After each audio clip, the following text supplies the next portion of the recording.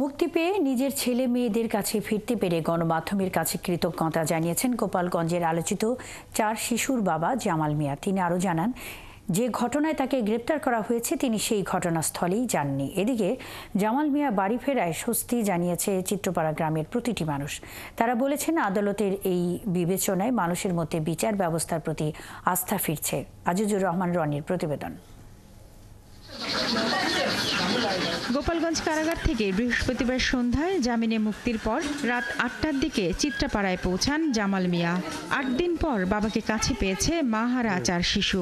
ফেরার পর থেকে বাবাকে ধরে আছে তারা। সাংবাদিকদের তারা জানান, এত সহজে তারা আর বাবাকে ছাড়ছে না। আমার আব্বুকে বিনা অপরাধে ধরে নিয়ে গেছিল। তারপরে এই 1 সপ্তাহ পরে আমার আব্বুকে ফিরে পেয়ে আমার অনেক খুশি আনন্দ লাগতেছে। জামালের স্বজনরা জানান, তারা এত দরিদ্র যে সাংবাদিকরা এই তথ্য সামনে না আনলে তাদের পক্ষে আদালতে গিয়ে বিচার চাওয়া সম্ভব ছিল না। তারা আজীবন এই সহায়তার আওতায় থাকতে চান। আমাদের ভাই পেয়েছি আমরা, এখন আমাদের যে সমস্যাটা সরকারের কাছে আবেদন, আমার ভাইজি বেরবিটা কেমনে মানুষ হবে, আমাকে এই স্বপ্ন আপনাদের কাছে আবেদন করি যাতে ওকে মানুষ করতে পারি। শুক্রবার সকাল থেকে স্বজন ও প্রতিবেশীদের ভিড় দেখা যায় জামালের বাড়িতে।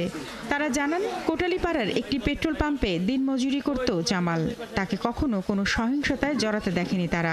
গণমাধ্যমের যেই জোরালো আবেদন, এই আবেদনে সাড়া দিয়েছে দেশবাসী সহ সকলে, যে কারণে জামাল মিয়া অতি দ্রুত জামিনে ফিরে এসেছে তার শিশু সন্তানদের কাছে।